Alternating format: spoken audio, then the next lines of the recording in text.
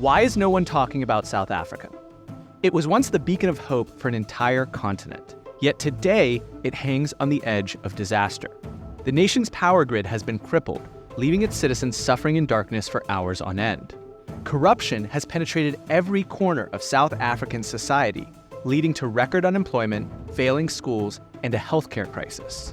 And a foreboding adversary is rising to challenge South Africa's top spot in the order of sub-Saharan nations. This unfolding catastrophe clearly refutes the hopeful predictions made by outsiders who ignore the harsh realities on the ground.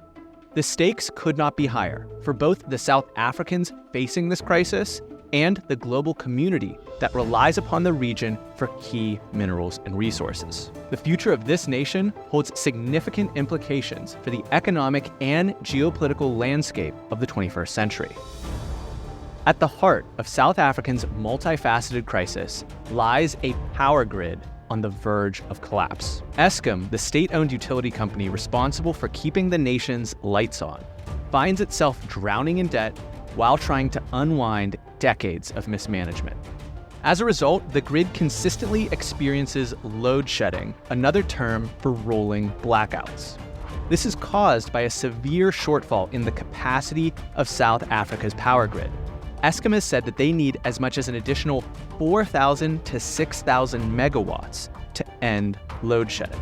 That means they would need to add the equivalent of 5 nuclear power plants or 10 coal-powered plants to meet the current shortfall. In the meantime, blackouts have become an all-too-familiar feature of South African life. Businesses grind to a halt, productivity drops, and daily routines are disrupted as random blackouts hit the country. It's tempting to hope that green energy will solve these problems, imagining a future where the sun and wind provide endless power. However, renewable energy sources are far from reliable and can't contribute the required baseline continuous power needs of a healthy, functioning country. There is an urgent need to stabilize the power grid and stop the frequent blackouts, but unfortunately, the government's response has been slow and inadequate. Instead of directly confronting the deep issues with Eskom, policymakers have chosen small, ineffective changes and continue to pitch green energy as a cure-all. The impact of this power crisis is far beyond the inconvenience of a few darkened homes and idle factories. It strikes at the core of South Africa's economic vitality, deterring foreign investment and stifling the entrepreneurial spirit. Multinational corporations, once eager to establish a foothold in Africa's most industrialized economy, now cast a wary eye. The small and medium-sized enterprises that form the backbone of South Africa's economy find themselves particularly vulnerable. Their thin margins are put at odds with unpredictable losses in power. And the burden of these rolling blackouts also falls disproportionately on the shoulders of the poor and marginalized, while the wealthy install backup generators powered by diesel and propane. In this context, the failings of Eskom become more than just technical glitches. They're a damning indictment of a political establishment that has lost touch with the struggles of the people that it serves. The power crisis can only be resolved in one of two paths: either the collapse of South African civil society or the catalyst for a long overdue reckoning. If that reckoning is to occur, it must start with the embedded corruption of the power company and the politicians who control its funding. The tumor of bad leadership has spread far beyond just the power company in South Africa. An IMF study estimates that corruption costs South Africa over $3.2 billion annually, equivalent to 10% of the nation's GDP. Those tentacles of corruption extend to every level of the government. One of the worst examples was when former President Jacob Zuma's government got caught in a far-reaching state capture scandal.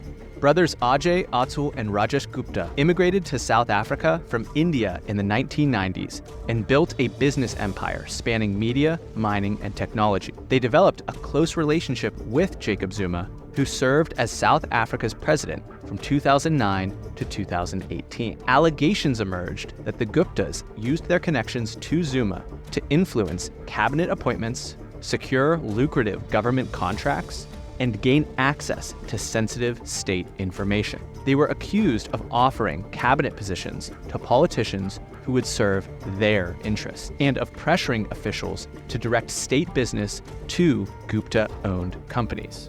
One of the most notorious incidents involves allegations that in 2013, the Guptas used their influence to land a private plane full of wedding guests at a high-security military base, bypassing normal security procedures. The scandal also implicated several high-ranking politicians and officials. The former deputy finance minister claims he was offered a bribe by the Guptas to take over as finance minister and advance their agenda. This is yet another reason that foreign investment into South Africa is dropping.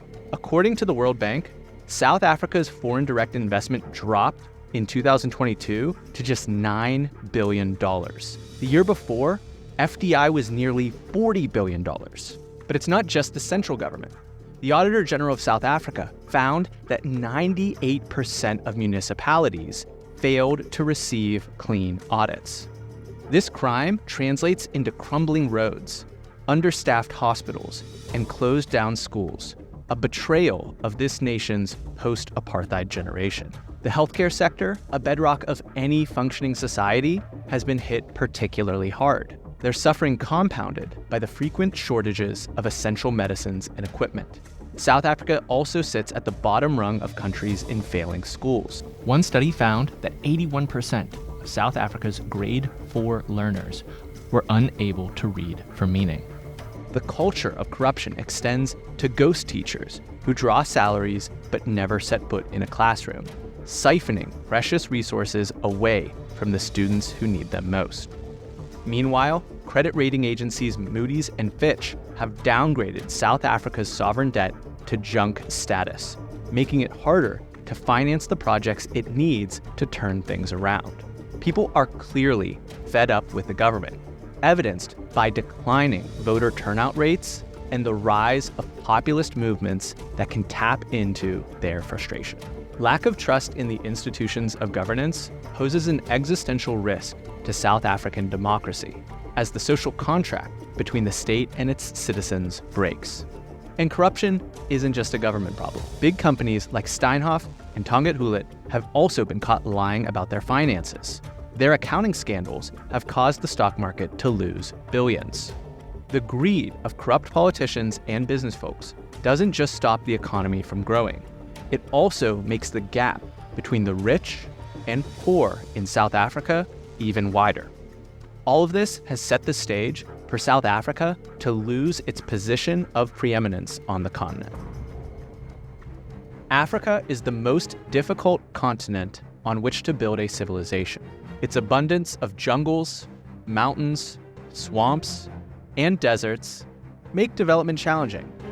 But it's Africa's plateaus that make you rip your hair out. As a result, none of sub-Saharan Africa's rivers are navigable, while its few rail lines are aging and primarily aimed at extracting specific commodities in remote locations. South Africa and Angola are the two slight exceptions to Africa's geographic challenges. South Africa sits outside the tropical zone, meaning that its population deals with far fewer disease exposures.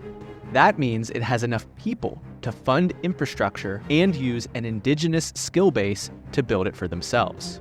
South Africa's global leadership in mining gold, diamonds, and platinum also helps a lot. South Africa's big chunk of highland doesn't stop at its borders. It extends north as a spine along the middle of the continent.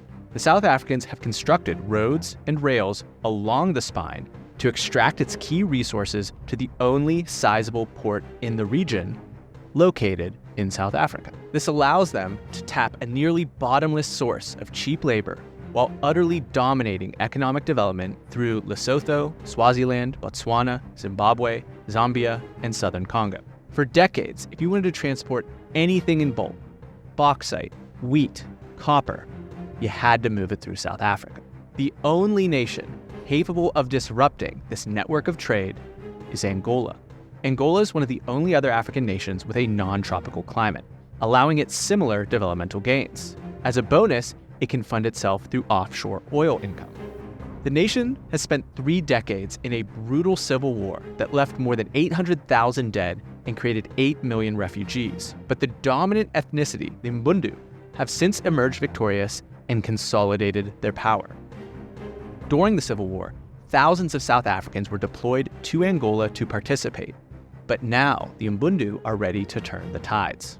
They're using their oil income to fund an infrastructure buildup for the first time in modern history, which will play a crucial role in Angola's economic development. The build-out includes a container port at Lobito with handling capacity for 3.7 million tons per year, and the Benguela Railway, which connects the port into the African interior. This logistics network will siphon traffic that South Africa has controlled for the past century, ending their chokehold on the region's economy. Copper-rich countries like the DRC and Zambia are already sending their mineral exports, which will be crucial for a green revolution, to the West Coast. It's going to be up to South Africa to respond. They're poorly positioned to do so. South Africa used to have a highly capable special forces that it would deploy throughout the southern portion of the continent. With the end of apartheid, however, the military fell apart. It would take a dedicated, multi-year effort to regenerate the country's expeditionary forces. Even maintenance of the infrastructure that South Africa built years ago is falling back to more typical African standards. The Mbundu, meanwhile, remain completely capable militarily. They've used their military might to install friendly governments in Namibia and bombings in Zambia to warn off potential foes. And South Africa might not even have the energy to put up a fight anymore. In addition to their economic issues and failures of the power grid, the population is also fighting an increasing blight of disease. Some 80% of South Africans carry tuberculosis, while 30% of pregnant women are HIV positive. This has gutted South Africa's skilled labor and tax intakes, preventing the government from maintaining its apartheid-era levels of growth, security, and infrastructure. In contrast, Angola has largely escaped the ravages of HIV, leaving it with one of the healthiest demographics of any African nation. Their star is rising, while the South African one is falling. This is a bleak picture. So imagine that a world-class leader was elected to run South Africa. What would they even do? For starters, they would need to get the power back on. In the medium term, that means building power plants. If you can get IMF funding for solar or wind, then sure, do that. But coal plants can be fired up in 2 to 3 years under ideal circumstances. Nuclear plants take a little longer, but South Africa needs it all. Consistent power shouldn't just be for the wealthy. Planning for blackouts burdens local businesses with extra costs that make them uncompetitive. To fix this in the short term, they could rent power generation from elsewhere. Here's how that would work. Hire a floating power plant, like the Turkish company Karpowership, that uses natural gas to generate electricity. One ship connects to the grid and accepts deliveries of LNG that it turns into power for the grid. Companies already won a bid to provide 1,220 megawatts to South Africa. But it's facing pushback due to natural gas not being green enough and the increasing prices of LNG. But we need to ask, how much is it costing the South African economy to deal with these rolling blackouts? All those backup generators, the diesel and the propane that's being burnt isn't exactly clean. What about the businesses that have been shuttered because they can't afford backup power? What about the people that they could be employing? South Africa's official unemployment rate surged to a record high of 32% in 2024. That's 7.2 million people who are out of work. But it might actually be a low estimate. When discouraged job seekers, those who have given up the hope of finding employment, are factored in, the rate balloons to 43%. Solve the economic issues, stamp out corruption, and then the issues with crime and healthcare will be resolved shortly afterwards. That's basic Maslow's hierarchy of needs stuff. Then you can project power into the region and secure those mining assets. You can properly outfit your military and provide basic welfare to your people. But that needs to be structured and needs-based, not a byproduct of power and corruption. I sincerely hope that South Africa finds its way out of this mess, but I am not optimistic. Let me know if you agree in the comments. Their biggest trading partner, China, is in some hot water as well. We made a video breaking down the Chinese economy that you can watch next.